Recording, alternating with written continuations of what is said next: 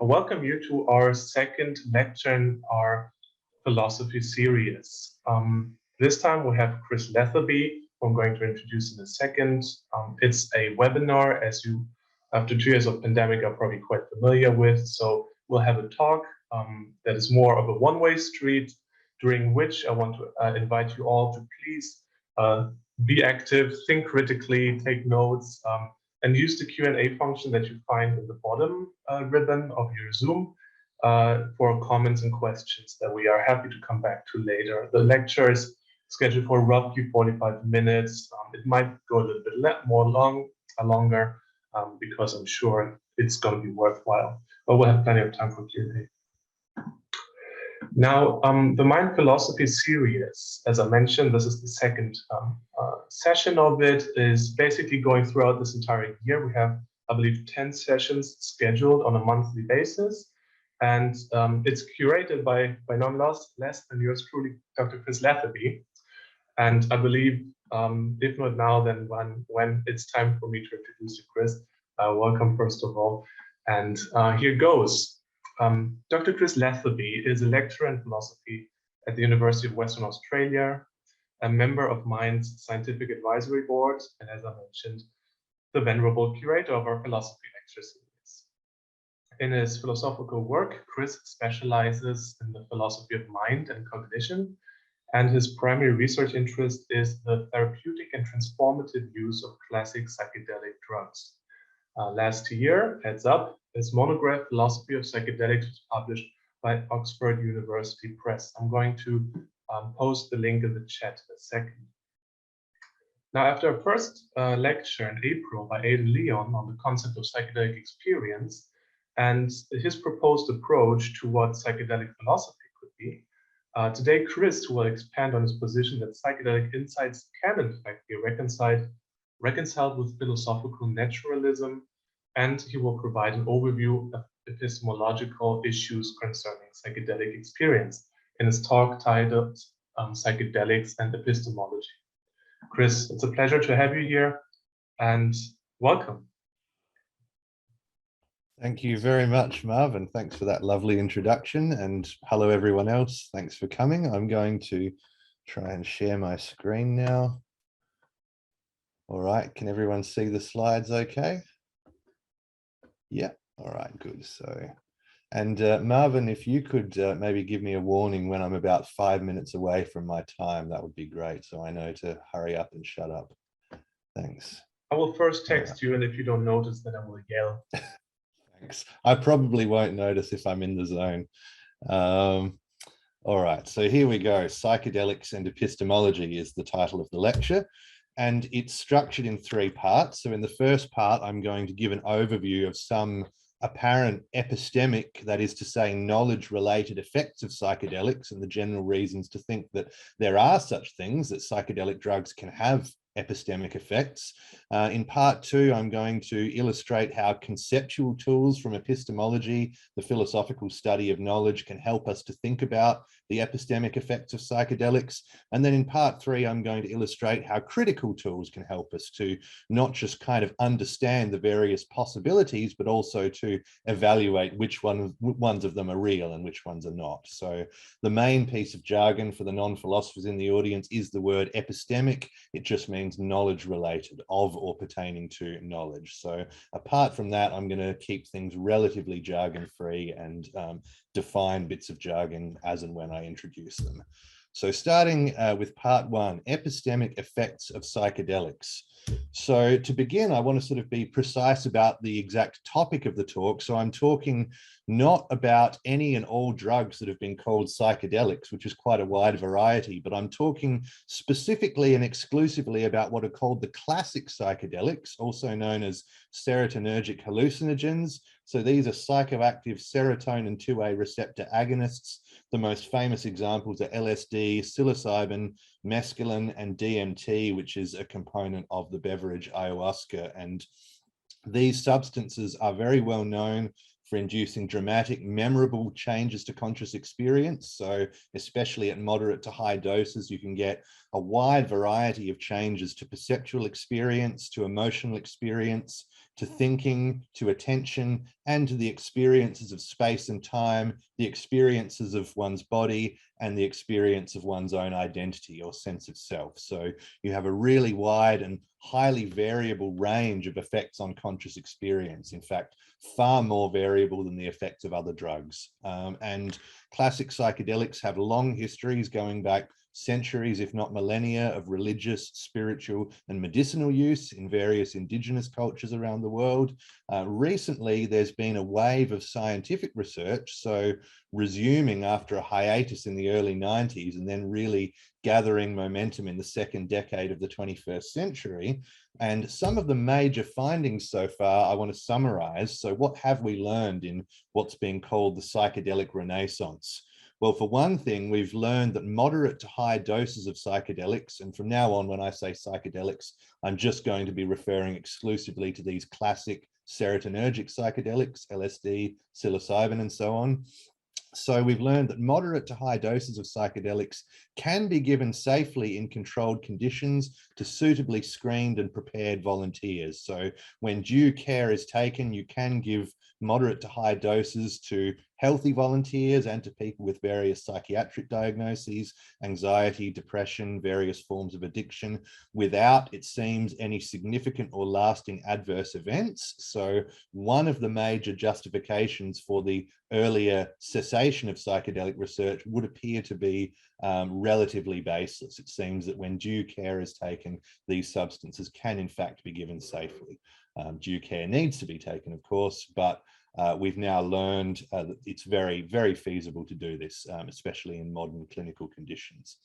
Now, there's also preliminary evidence for lasting therapeutic and transformative effects. Of course, this is what has a lot of people taking an interest and paying attention. So there are several studies, a lot of them quite small, and it is preliminary, but several studies suggesting that from just 1 to 3 doses of a psychedelic, often in combination with some form of psychotherapy, you can get therapeutic effects, you can get large reductions in psychiatric symptoms, and you can get transformative effects such as positive personality change and increased mindfulness in healthy subjects, lasting for months, in some cases even lasting upwards of a year. So even though there are all kinds of evidential and methodological problems, it's not hard to see on the basis of these findings why so many people are at present becoming so excited about psychedelics and their potential, both as therapeutic agents in psychiatry and also as catalysts of positive psychology and personal development. We've learned a bit about the neural correlates of these effects as well. So we've got several studies showing that psychedelics seem consistently to modulate certain large-scale brain networks, in particular the default mode and salience networks, and these are involved in various sort of high-level functions, the sense of self, the regulation of attention, emotion, what's called mental time travel, so the simulation of past and future events, autobiographical thinking, and so on. So psychedelics consistently affect these networks, these brain systems, and in many cases, changes to these systems correlate with various aspects of the experiences that people report. So epistemology, as I said at the start, is the philosophical study of knowledge. And the question from the outset in this lecture is, why should we think that epistemology is relevant to understanding psychedelics? Or conversely, why should we think that psychedelics and psychedelic experience are interesting for epistemologists or have anything to offer the field of epistemology? And the most basic reason is that people often claim to gain knowledge from psychedelic experiences, right? So both in traditional religious contexts of use, in sort of, so-called uncontrolled, countercultural, extra-legal contexts of use, and in controlled trials, it's very, very common for people to say they gained some important kind of knowledge from their psychedelic experiences. And in many cases, they attribute transformative effects to these epistemic benefits. So people will often say that part of what changed them durably, part of what sort of transformed their personality or reduced their psychiatric symptoms was actually these epistemic knowledge-related benefits, this gaining of some kind of insight or knowledge or new comprehension. So let's just run through some examples just to fix the target clearly so you can see the kind of thing I'm talking about. I just need to remember not to let my cup of tea go cold. So Here's one quote from the psychologist and psychedelic research pioneer James Fadiman talking about his first LSD experience. And I hope I can read all of this because some of it is actually behind the little boxes with people's faces. So Fadiman says, "I went to a place of total aloneness, the you've got to walk this valley by yourself, deep awareness of separation from the universe, the sense that there really was nothing at all you could hold on to. This, fortunately, is very close to the place next to it in which there was only one thing and I was part of it. At that point, there was what might be described as songs of jubilation throughout the heavens. Another jerk wakes up. Not jubilation at the realization of who I, Jim Fadiman, was, but who I was part of. What a relief. I moved into a space of feeling that I was not part of everything, but that everything was part of everything, and I was clearly part of that. Suddenly it was obvious there is no death and that the fundamental waveform of the universe is best described in human terms as love. This was all incredibly obvious." So quite a remarkable experience. And in this passage, Fadiman doesn't explicitly use the language of knowledge or knowing, but later on in the same piece, he talks about, you know, how could I live and how could I fit myself back into society, knowing what I knew now. So he is very forthright that he believes he has gained some kind of knowledge through this LSD-induced experience. Knowledge of things like, you know, there is no death and the fundamental waveform of the universe is best described in human terms as love. So there is one type of claim to epistemic benefit, to knowledge acquisition on the basis of a psychedelic experience. Here's another one, and this is from Benny Shannon, the cognitive psychologist and philosopher who wrote an extraordinary thumping big book on the phenomenology of the ayahuasca experience. And he says in a paper on epistemic aspects of the ayahuasca experience, there is no question about it. Ayahuasca induces personal insights, self-understanding, and novel psychological comprehension. So Shannon himself, as well as interviewing many, many ayahuasca drinkers, had over 230 experiences on ayahuasca. So he's talking both on the basis of his interviews with subjects and on the basis of extensive experience of his own. First and foremost, these apply to the drinker, him or herself. In this respect, ayahuasca sessions may function as dense psychotherapeutical sessions. After my very first encounter with the brew, I felt that in a couple of hours, I had learned more about myself than in several years of psychoanalysis.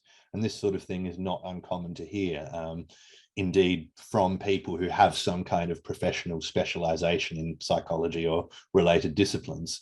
So Shannon goes on to say, attestations of this kind are very common, and the sentiments they convey usually remain long, at times even very long, after the ayahuasca experience itself. So this is a different kind of epistemic benefit, but still there is a very clear claim here to have gained some kind of knowledge from psychedelic experiences. Here's a third one. This is pretty short, interestingly different from the other two. This is a patient from a fairly recent trial of psilocybin-assisted psychotherapy for treatment-resistant depression. And this person says, reflecting on their experience and its aftermath, I saw negative patterns in my life where if something bad happens, I used to put it to the back of my mind. Afterwards, in other words, after the psilocybin experience, I allowed myself to experience everything, even if it is sadness. Now I know how to deal with my feelings rather than repress them. So in this case, we have very explicit language of knowledge. This person is claiming to know how to do something, namely how to deal with their feelings rather than repress them as a result of the psilocybin experience. And finally, here's a healthy volunteer who had a peyote session back in the 1960s. And the quote is actually from the researchers, but then there are quotes embedded within it from the subject. So most important of all, the subject thought, was the knowledge and certainty I now have that it is truly possible to attain to a sense of harmony with all creatures and things. He, the subject, felt that this sense of harmony provides the person with a strength, serenity, and capacity for loving not possible when the experience of harmony is wanting. The subject added that his experience of the universal harmony and what it confers was the richest single event of my peyote session and probably also of my life.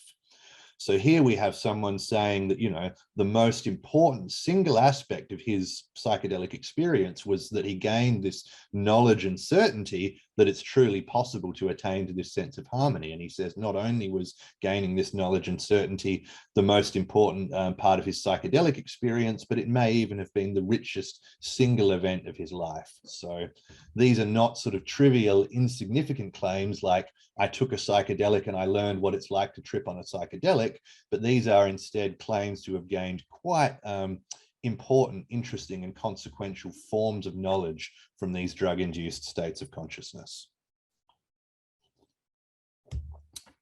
So we've now seen that many people claim psychedelic experiences can have significant epistemic benefits. And if we want to evaluate these claims, right, these claims to have gained significant epistemic benefits from a psychedelic experience, epistemology seems like the appropriate field, the appropriate discipline or subdiscipline to do it. I mean, epistemology is, after all, as I said, the study of knowledge, and epistemologists have been studying knowledge, the nature, the definition of knowledge, the obstacles to acquiring knowledge, the conditions under which knowledge can be acquired for millennia. So it seems like there ought here to be a rich sort of mine of resources that we can bring into play to help us evaluate these sorts of claims. And it's important to note from the outset, these claims need to be evaluated, right? We need to determine whether they're true or false. We can't just assume that they're true because sometimes people think they've gained knowledge when in fact they haven't, right? So from the fact that someone believes they've gained knowledge or feels they've gained knowledge, it doesn't follow that they in fact have. They might be mistaken. And so this is where I suggest we should turn to epistemology for some useful tools to evaluate these claims that psychedelic experiences can have significant epistemic benefits. And epistemology offers at least two types of tools that can help us: conceptual tools on the one hand and critical tools on the other. So that gives the structure for the remainder of the lecture. So in part two, we'll have a look at the conceptual tools and what they can do for us. Right, so epistemologists have developed taxonomies of many different types of knowledge. They've developed detailed analyses of these types of knowledge and, you know, what constitutes them and how they're different from each other and so on. And so in the first instance, before we even turn to evaluating the claims about epistemic effects of psychedelics, these sorts of taxonomies can help us develop a clear and comprehensive picture of what the claims actually are, right? So what are the various types of epistemic benefits that people attribute to psychedelic use? So to kind of give a fairly simple, broad brush example of this kind of categorization, in English language, so-called analytic epistemology, so in the type of epistemology practiced in the area of analytic philosophy, it's commonplace to distinguish between three types of knowledge. So first off, there's what's called knowledge that, which is also known as factual knowledge or propositional knowledge. So this is the kind of knowledge we have when we know, for instance, that Berlin is the capital of Germany, or we know that we left our keys on the coffee table, or we know that 2 + 2 = 4, right? So knowledge that, factual or propositional knowledge, knowing that certain things are the case, or knowing that certain facts exist, that certain states of affairs obtain, as we like to say in philosophy. Then we've got knowledge how, also known as ability knowledge. So paradigm cases are things like knowing how to ride a bicycle, knowing how to navigate Berlin, knowing how to program a computer, these kinds of things. Again, fairly basic and intuitive.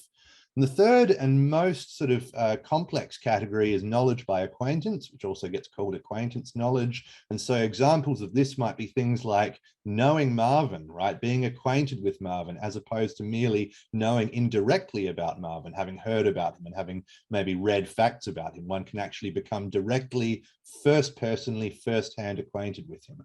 Or knowing Berlin, right? So it's perhaps slightly less intuitive, but we will say things like, oh yeah, I know Berlin well, right? And the idea is that someone who knows Berlin well has probably been there and experienced it firsthand, rather than merely reading guidebooks about it and looking at pictures online and so on. So it does, as I say, become a bit more complex, but at a first pass, that's knowledge by acquaintance, having some kind of direct first-hand, maybe experiential knowledge of something or someone, rather than indirect knowledge by inference or testimony or something like that. And that term knowledge by acquaintance, although, you know, versions of the idea have been around for a long time, that precise terminology is owed to Bertrand Russell, and knowledge how comes from Gilbert Ryle. So there's three types of knowledge, as I said, that we standardly distinguish between in analytic epistemology. And people arguably claim to acquire all three kinds from psychedelic experiences, right? So if we go back to Jim Fadiman talking about learning that there is no death and that the fundamental waveform of the universe is best described in human terms as love, that sounds like a claim to have acquired some sort of propositional knowledge, right? It sounds like Fadiman is saying these things really are true, right? It really is true that there is no death and that the fundamental waveform of the universe is love, and that he has come to know that these things are true through his LSD-induced experience. Likewise, when Benny Shannon talks about acquiring personal insights, self-understanding, and novel psychological comprehension during ayahuasca experiences, this also sounds like a claim to have acquired propositional knowledge. It sounds like the idea is there are certain facts about oneself, perhaps about one's unconscious beliefs, desires, motivations, perhaps about patterns in one's behaviors and relationships, and they're really there, right? The patterns really exist, the mental states really exist, but before the ayahuasca experience, one didn't know they were there, and through the ayahuasca experience, one comes to know these psychological facts about oneself. So there are some claims to have acquired propositional knowledge from psychedelic experiences. What about the other kinds, knowledge how and acquaintance knowledge? Well, because I cherry-picked my quotations very carefully, we have ready to hand examples of both of these. So learning how to deal with one's feelings rather than repress them via a psilocybin experience and the aftermath of that experience sounds a lot like a claim to have acquired ability knowledge, right? The person is explicitly using the language of knowing how to do something. And this one is a bit less obvious, but I think there are claims that sound an awful lot like claims about gaining acquaintance knowledge of some kind. So if we think about that peyote subject who said, you know, the knowledge and certainty that it is truly possible to attain to a sense of harmony with all creatures and things, it needs a bit more extrapolation here, but I think plausibly in a lot of cases like this, the person before the experience, they might know in some sense that it's possible to have certain kinds of experiences, right? So maybe they've read psychedelic experience reports, they've read the mystical literature of the world's religions, and so they know in some sense that it's possible to experience a sense of harmony with all creatures and things, but then in the psychedelic experience, they can encounter this possibility firsthand, as it were. So rather than inferring that this possibility exists from the writings and the testimony of others, they can become more or less directly acquainted with the fact that it's truly possible to have these sorts of experiences. So I think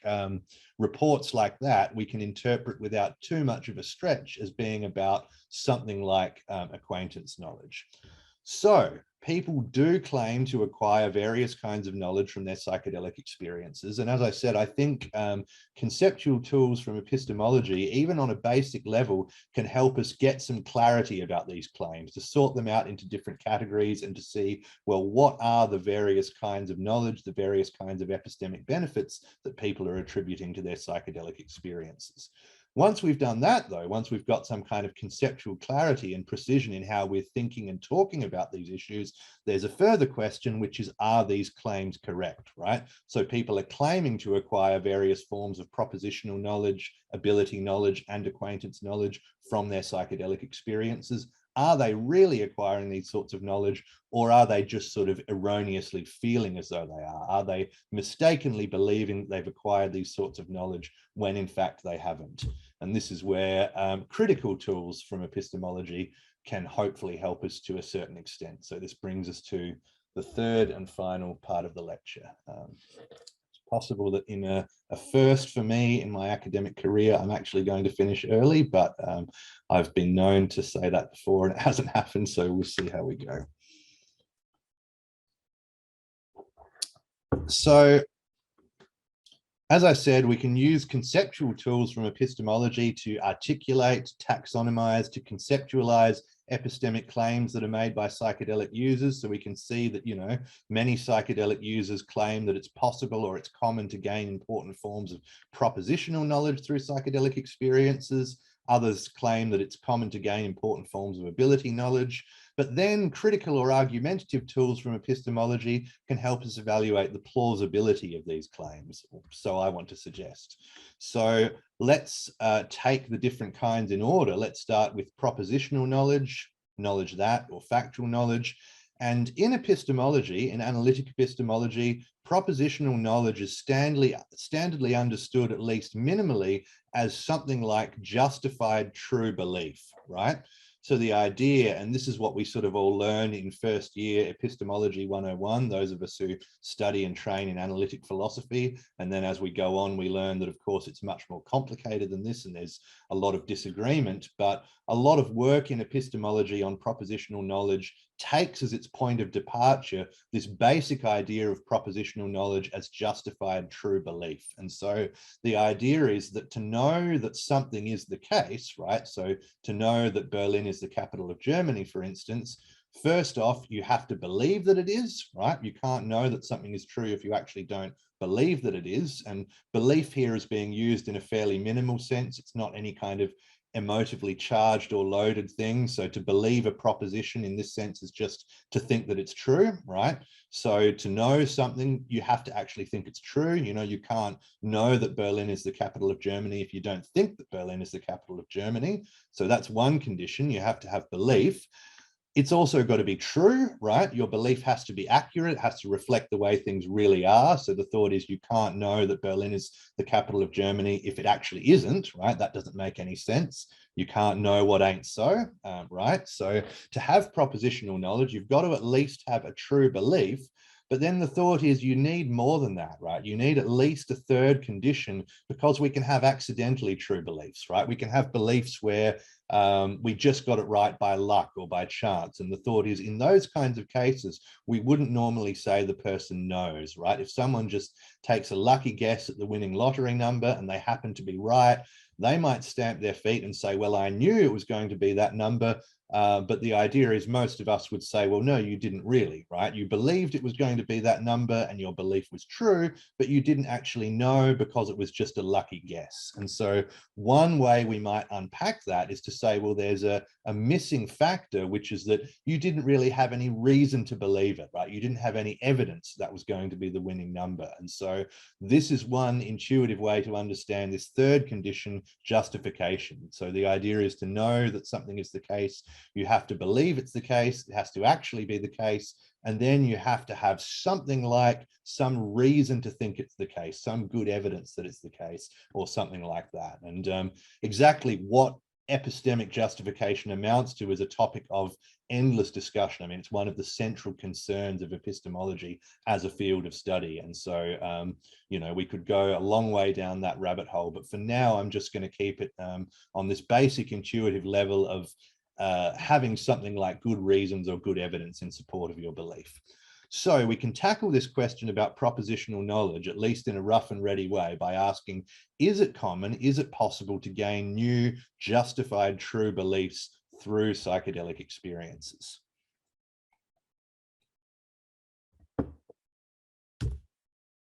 So let's consider the first type of propositional knowledge that we encountered claims about, and this was metaphysical knowledge, right? So these are the cases where people claim to have learned things like there is no death, the fundamental waveform of the universe is best described in human terms as love. So Jim Fadiman's two examples, and then a few from Benny Shannon. He's not himself saying that he learned this, but he's saying these are the kinds of things many people believe they've learned during an ayahuasca experience, that everything is interconnected, all is one, everything is spirit, and all is consciousness, right? So these are some of the kinds of putative facts that many people say they've learned, they've gained knowledge of through their psychedelic experiences.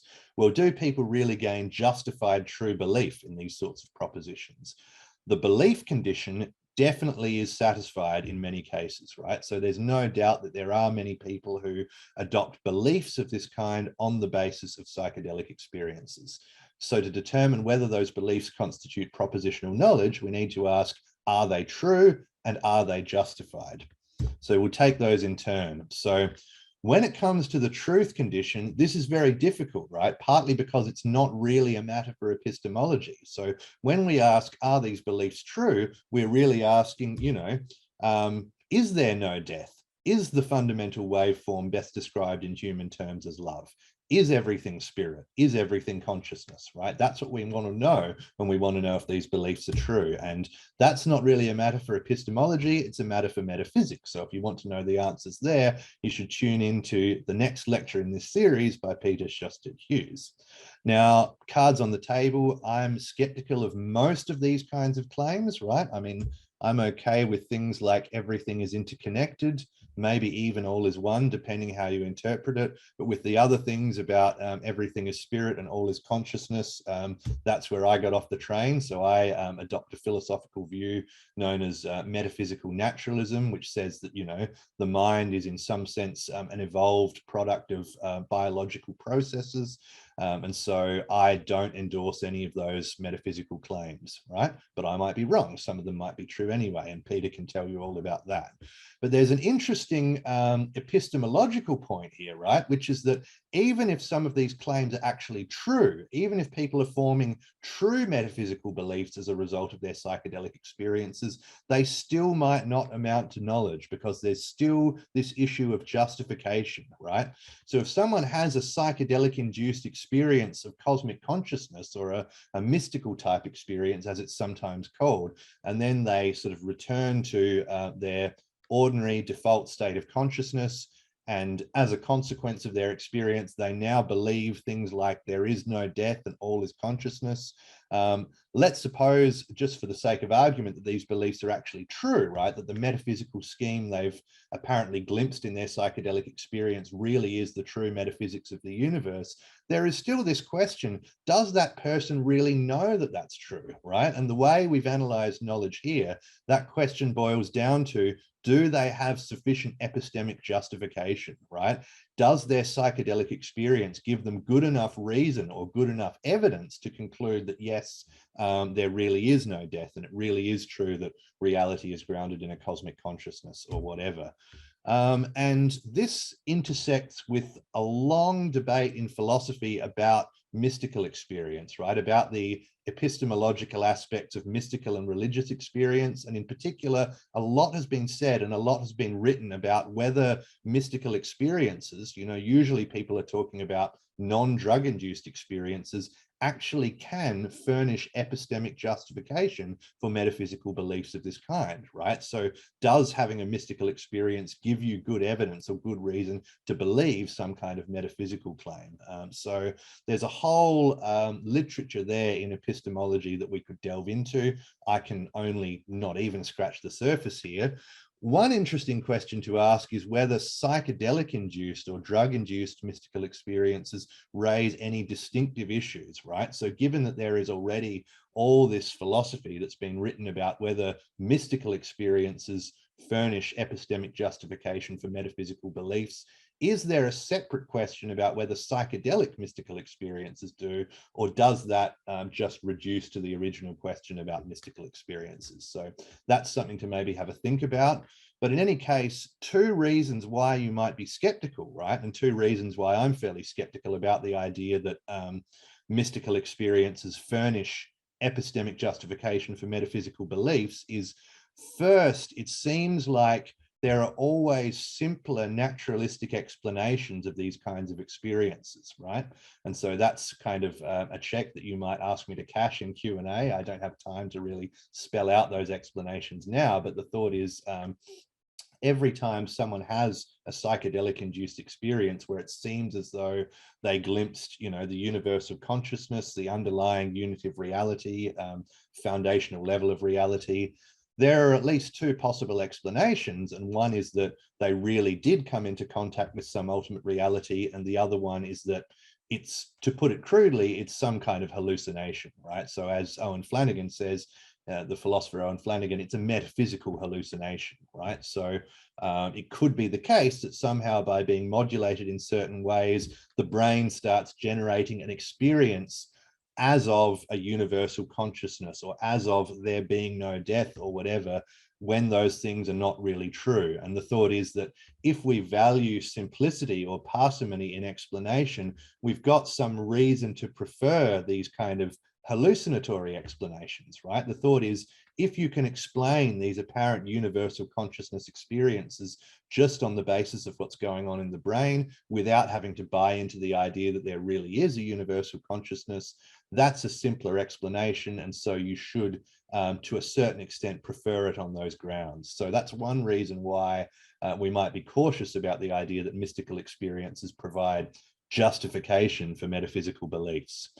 And another worry, which is related to the first one, is the idea that, bringing in a bit more epistemological jargon for any epistemologists who are in the audience, the idea that mystical experiences aren't sensitive or don't track the truth. And again, I don't really have time to unpack this. I can talk more about it in Q&A, but the thought is, when we look at the mechanisms, I mean, we don't know that much, but we're starting to learn more and more about the sort of neural, cognitive, psychological mechanisms underlying these kinds of experiences.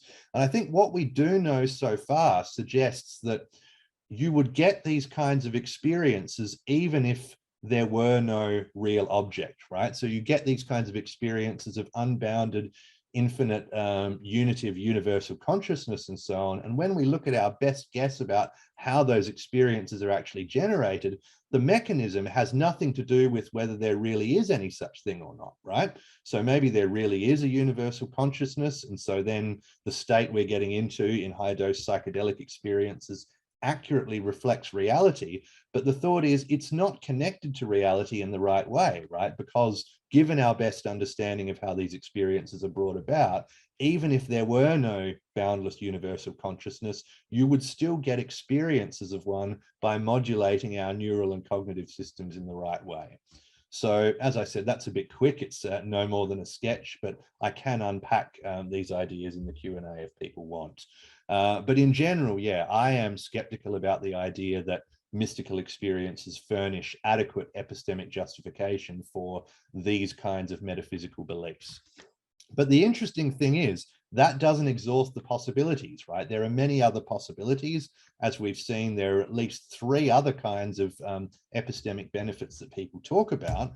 And so one is a second kind of propositional knowledge, right? A more mundane, down-to-earth kind, psychological insight.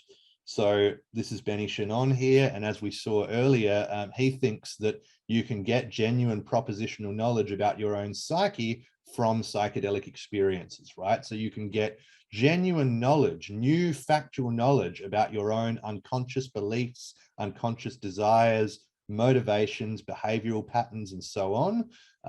And this is a claim that might very well be true, right? It might really be that we can learn new facts about our own minds through ayahuasca experiences, through other psychedelic experiences.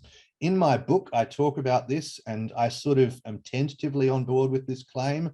I do think, though, that it's unclear how often the truth and justification conditions are satisfied, right? So remember, the basic structure here is the same. For propositional knowledge, we want something like justified true belief, right?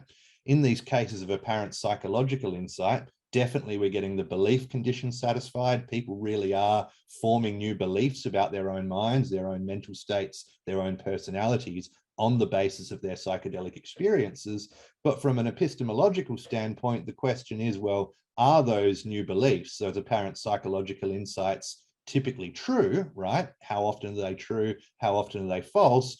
And are they typically justified? You know, does having some kind of insight while you're on a psychedelic actually give you good enough evidence to believe that it's true? And so there's a useful notion here from David Jopling, which is the idea of placebo insights. And Jopling points out that, you know, it is very common in insight-oriented psychotherapy is that people have these apparent insights that feel very convincing, they feel very real, and they lead to positive therapeutic change. But he points out that none of this actually guarantees that the insight is true, right? You can have an apparent insight that feels really true, feels really genuine, leads to positive clinical outcomes, but it might still actually be false, right? It might just be some kind of psychologically beneficial confabulation or something like that. So the fact that it feels true is not good evidence that it is true.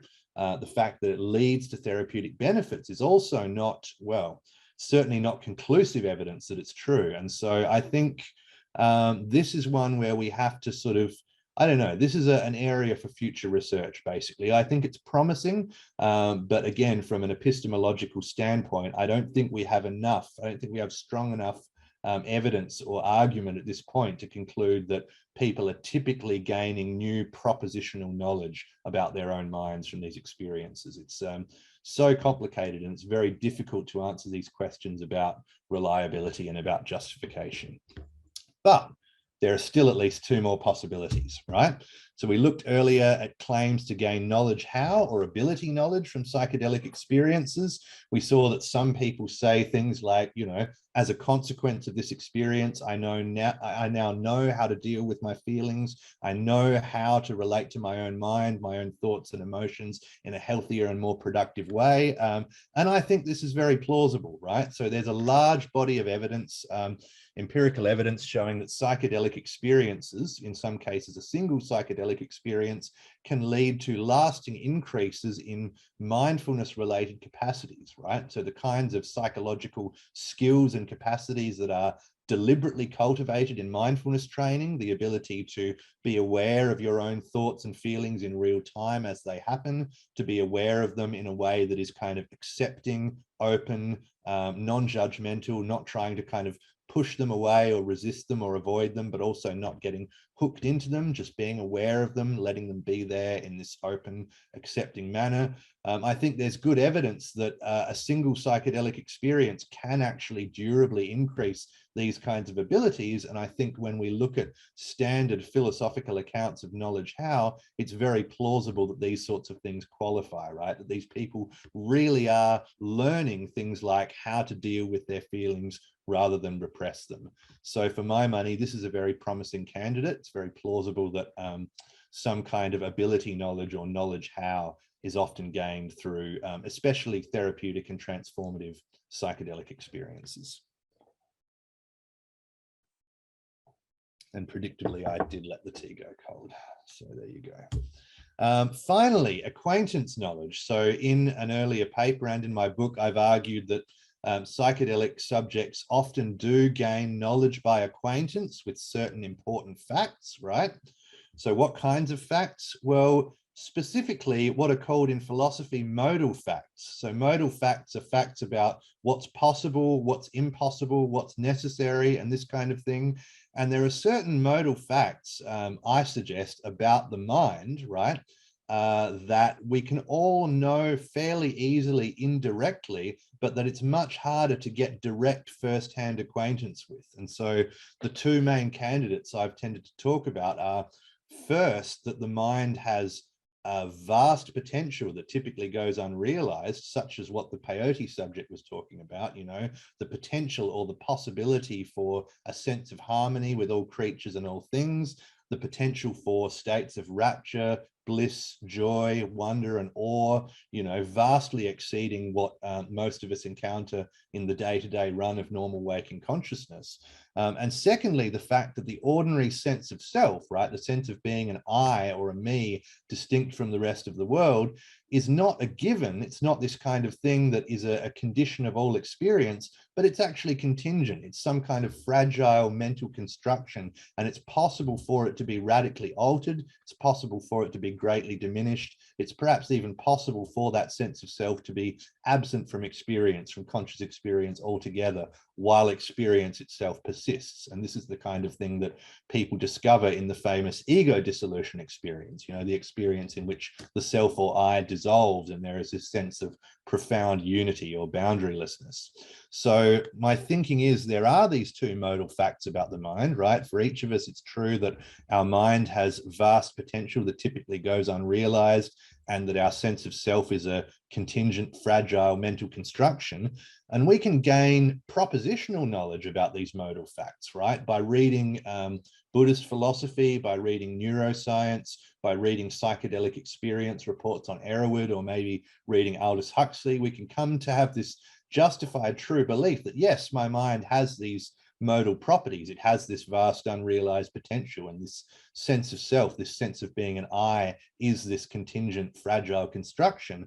But the idea is, in the psychedelic experience, people often become acquainted with these modal facts in the most direct way possible, right? And so here I'm kind of plugging the facts about what happens under psychedelics into a particular philosophical account of knowledge by acquaintance. So Earl Coney, the philosopher Earl Coney, gives this definition of knowledge by acquaintance in very simple terms as being familiar with the known entity in the most direct way possible, right? So Coney says, we have knowledge by acquaintance with something when we're familiar with it in the most direct way that it's possible for us to be familiar with that thing.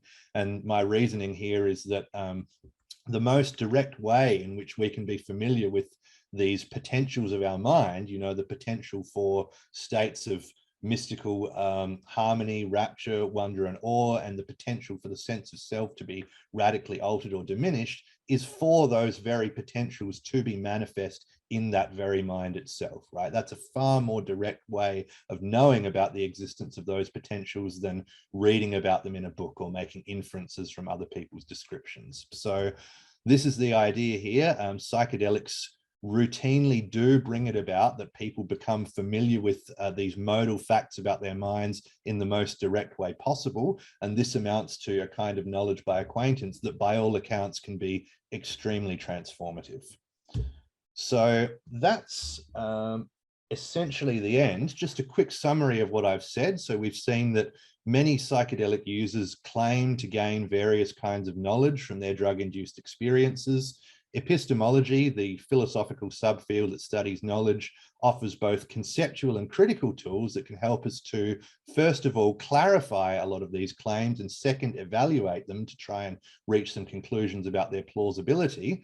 And so I've gone through a few examples to see how this works. I looked at two kinds of propositional knowledge, metaphysical and psychological. And in both cases, I said, well, it's not proven, though I do think that psychological propositional knowledge is a stronger candidate. And then I had a look at some kinds of ability and acquaintance knowledge and gave some brief reasons to think that these are highly plausible candidates. Now, there's quite a bit I haven't covered, right? So there are other kinds of possible epistemic benefits that people talk about. There's one category that I refer to, bringing in some philosophical terminology, as new knowledge of old facts, right? Some people like Sasha Benjamin Fink and Gavin Enck have suggested that this might better be understood as a form of increased understanding. So that's another possibility.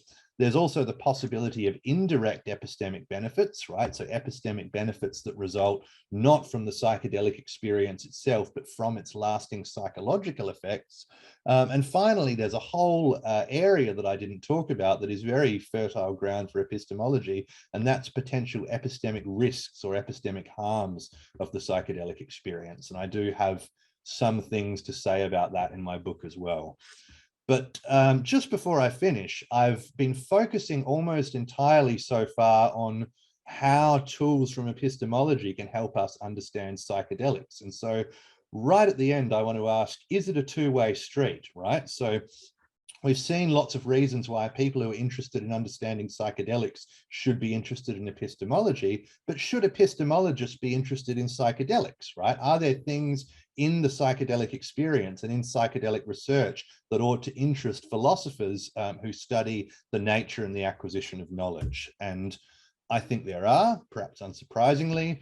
So for starters, epistemologists should be interested in the psychedelic experience because it provides a very rich, concrete case study in an idea that's old, you know, millennia old, but very controversial, the idea that altered states of consciousness may be epistemically beneficial, right? So very often, in particular in the Western philosophical tradition, as Jennifer Wint points out, altered states of consciousness have been regarded primarily as a threat to knowledge, as, you know, creating kind of obstacles to the acquisition of knowledge. And so the general thesis that altered states of consciousness can have significant epistemic benefits is something that epistemologists ought to be interested in, especially now when there is this very specific case that is kind of acquiring increasing prominence in areas of research like psychiatry, neuroscience, therapeutics, and so on.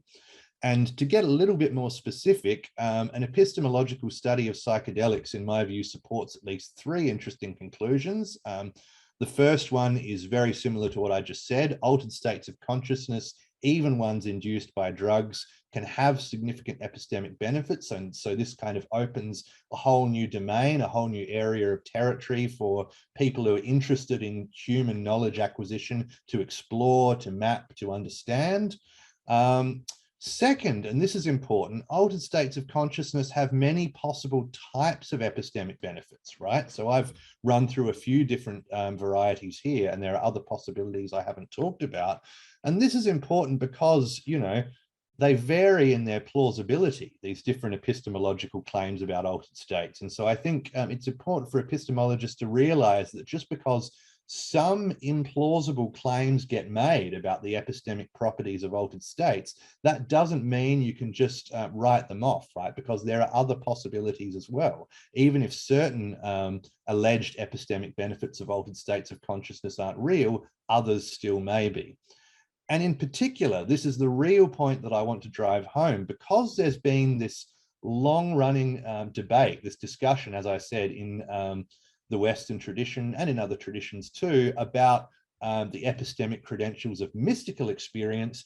There is a risk of conflating the two, right? There is a risk of thinking that the question of the epistemic benefits of altered states of consciousness reduces to the question whether mystical experiences are sources of metaphysical knowledge. And so I think it's very important to realize that it doesn't, right? That there are many potential epistemic benefits of altered states of consciousness that really have nothing to do with mystical experience, and certainly nothing to do with metaphysical knowledge of the kind that I and many other people are skeptical about. So message for epistemologists, even if you're skeptical that mystical experiences as classically understood can give us knowledge about the metaphysical nature of reality, this doesn't foreclose the possibility of substantial epistemic benefits from altered and indeed drug-induced states of consciousness. So that's it. And surprise, surprise, I didn't actually finish early, but hopefully I'm not too far over time. Thanks. Yes, thank you, Chris. I think that's perfectly timed. Am I back? Can you guys see me? Probably, yeah. Good, Chris. Thank you so much for this insightful talk and